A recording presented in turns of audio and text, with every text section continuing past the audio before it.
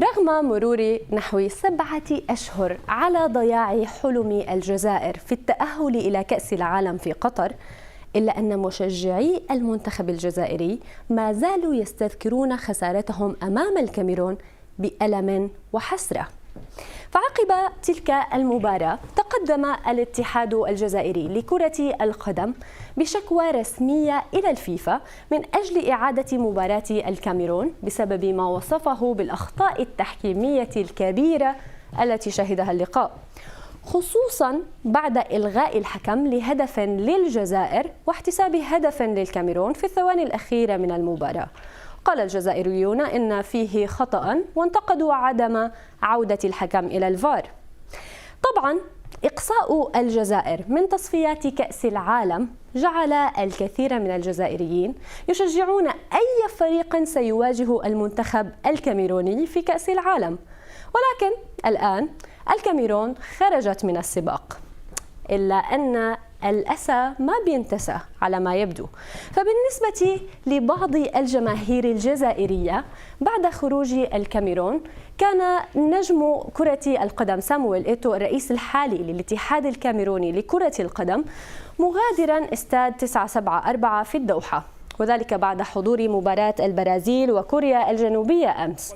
وبينما كان إيتو يلتقط الصور مع المشجعين وهو يهم بالخروج، اقترب منه رجل يحمل كاميرا من جهة اليمين وقال شيئا لإيتو جعله يفقد أعصابه تماما ليهاجم الرجل ويبدأ بركله، وتدخل العديد من المحيطين لمحاولة فض الاشتباك، إلا أن إيتو عاد وركل الشاب في وجهه وطرحه أرضا.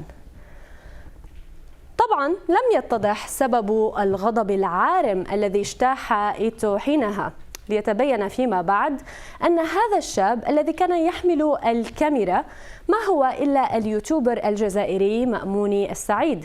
وعلى ما يبدو أنه طرح على إيتو سؤالا لم يعجبه، ولم يتبين على وجه التحديد موضوع السؤال، لكن تقارير إعلامية ذهبت إلى أن يكون السؤال حول علاقة إيتو نفسه بالحكم بكاري غاساما أو بخروج الكاميرون من المونديال.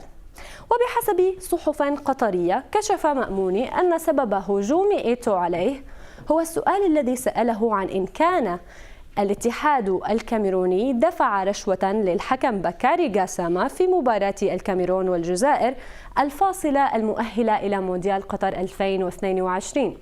طبعا السؤال الذي اعتبره إيتو مستفزا له كثيرا وغضب على إثره وهاجم مأموني في مشاهد طبعا أساءت كثيرا لصورة إيتو أمام الجماهير. بعد حادثة الاشتباك، خرج اليوتيوبر الجزائري مأموني في فيديو من داخل مركز الشرطة في قطر محدثا الجماهير ومؤكدا أنه قرر تقديم شكوى ضد النجم الكاميروني سامويل إيتو بعد تعرضه لضرب مبرح، وأظهر بعض الكدمات كما عرض كاميرته التي كسرها إيتو خلال هجومه عليه. صور فيه أسأل فيه على غاساما، قلت له كيفاش غاساما ما غاساما، وقدمت رشوة، تقلق وضربني، هرس لي كاميرتي والمايك، هرس لي المايك والحقني اللي كان معاه وانا مازالني في مركز الشرطة تحقيق. شوفوا اش راح يوقع. العموم ما ديروا والو في بالكم، هذا الفيديو بارطاجوه باش كون كان مثلا شافوا هو شخصية كبيرة راح يساعدوه، ولا نعرف قطر دولة قانون ما راحش ياخذوا حقي. نتمنىكم توقفوا معنا في هذه الحاجة، لأنه احنا من أجل الجزائر عملنا هذا الشيء. شوف كاميرتي راحت طاحت، هرسها لي ضربها لي على الأرض اللي كان معاه، ضربني الصدر بيافو، ضربني هنا، عجزني. المهم الناس اللي تعرفني تحبني ما تقلقوا رواحكم من والو. هذا الشيء حدث اليوم ماتش تاع البرازيل وكوريا.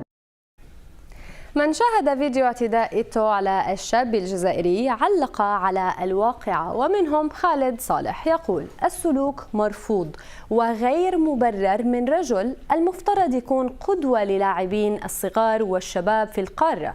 ثانيا، يمثل منصب رفيع باعتباره واجهة الدولة. إيتو بهذا الاعتداء سوف يخصم الكثير من رصيده المهني. أما عمر فقال هذا متأثر بعد تأهل الكاميرون على حساب الجزائر لكأس العالم بقطر. الحقيقة مرة، أنت اللي حوست عليها، حتى أنت استفزيت السيد، رايح في أمان الله وأنت تقول له قسامة. أما صادق فيقول الصحافة هي دبلوماسية الحوار، لا من هب ودب يدعي أنه مراسل. طريقة طرح السؤال وكيفيته حتى الصياغة كانت وقحة. التأدب مع المتحاور يجعله رحب الصدر متقبلا لكل الأسئلة إذا كانت حسنة الصياغة، أما الفظاظة فهذه نتيجتها. المايسترو أخيرا يقول تهموا بإعطاء رشوة وتصوروا بغير إذن أو إذنه بأي حق، بعدها تذهب إلى مركز الشرطة تقدم شكاية ضربني وبكى وسبقني واشتكى. شكرا جزيلا لمشاهدتكم ترندينج. سنسعد باشتراككم بالقناة ومشاركتكم لقصصنا وإعجابكم بها والتعليق عليها.